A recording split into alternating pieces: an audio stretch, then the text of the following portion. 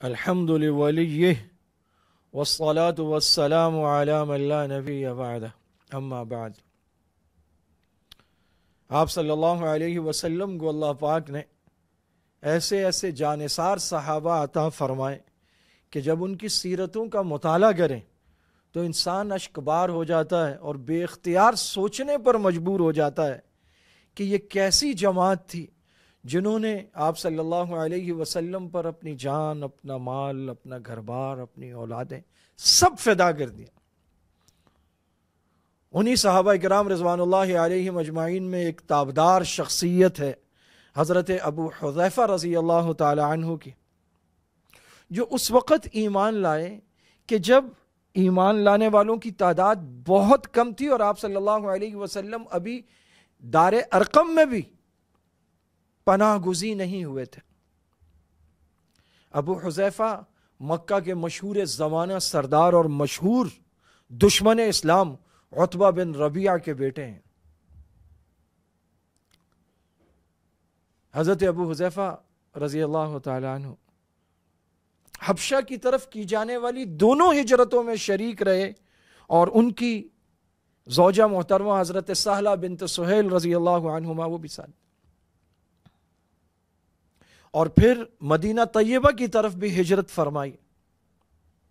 اور بدر سے لے کے آخری غزوے تک آپ صلی اللہ علیہ وسلم کے جانثار رہے، ہم رکاب رہے اور داد شجاعت دی۔ بڑا اعلیٰ اخلاق پایا تھا، بڑا اعلیٰ اخلاق،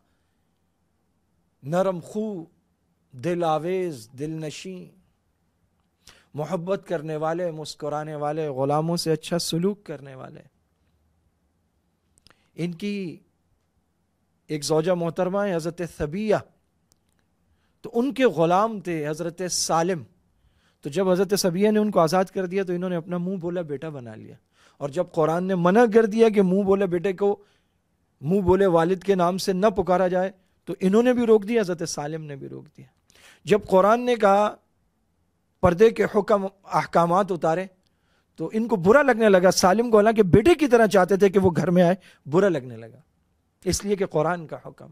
قرآن رچ بس گیا تھا صحابہ میں۔ بدر میں ان کے والد مشرکین مکہ کی طرف سے تھے اور یہ آپ صلی اللہ علیہ وسلم کے اپنے والد کو للکارا انہوں نے، اور پھر ان کے والد قتل ہو گئے تو عتبہ، شیبہ، ابو جہل ان سب کو لا کے کنویں میں ڈالا گیا۔ آپ صلی اللہ علیہ وسلم بدر میں کنویں پر کھڑے ہوئے، آپ نے کہا اے عتبہ، اے شیبہ، اے ابو جہل، بتاؤ کیا تم نے وہ سچ پایا جو میں تم سے کہتا تھا؟ میں نے تو سچ پایا وہ وعدہ جو میرے ساتھ کیا گیا تھا، اور وہ وعدہ میرے ساتھ پورا کیا گیا، یعنی اللہ نے مجھ سے جو وعدے کیے تھے وہ پورے ہوئے، جو تم بتاؤ۔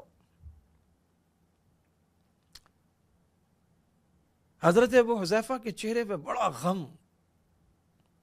آپ صلی اللہ علیہ وسلم نے دیکھا،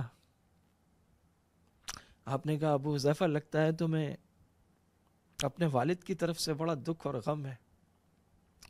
تو حضرت ابو حذیفہ نے کہا یا رسول اللہ،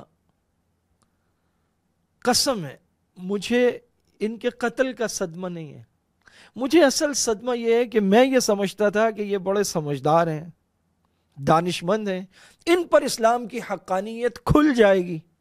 اور یہ اسلام قبول کر لیں گے، یہ بغیر اسلام کے یا رسول اللہ دنیا سے چلے گئے، اس بات کا مجھے بڑا دکھ ہے۔ اور پھر آپ نے بتا دیا، تصدیق ہو گئی کہ یہ بغیر دین کے مارا گیا، تو یا رسول اللہ بس ٹھیک ہے، لیکن مجھے یہ دکھ ہے یہ اسلام قبول کرتے، اس چیز کا قلق۔ جہاد رگوں میں رچا بسا ہوا تھا، اترا ہوا تھا، ہر غزوے میں آگے بڑھ کر داد شجاعت دیتے تھے۔ عہد صدیقی میں حضرت ابو بکر صدیق رضی اللہ تعالیٰ عنہ کی خلافت میں جب مسلمہ کذاب نے جھوٹی نبوت کا بازار گرم کر دیا دعوے کے ساتھ، تو یہ جنگ یمامہ میں شریک ہوئے، اور جنگ یمامہ میں جو صحابہ کی بہت بڑی تعداد شہید ہوئی ہے، ان میں یہ عظیم فرزند اسلام صحابی رسول حضرت ابو حذیفہ رضی اللہ تعالی عنہ بھی ہیں، جنہوں نے جھوٹے مدعی نبوت کے خلاف داد شجاعت دیتے ہوئے اللہ کے راستے میں جام شہادت نوش فرمایا، جس طرح تحفظ ختم نبوت کے لیے حضرت ابو حذیفہ نے قربانی دی ہے. دعا ہے اللہ تعالیٰ پوری امت کو، مجھے، ہم سب کو اس کی توفیق عطا فرمائے.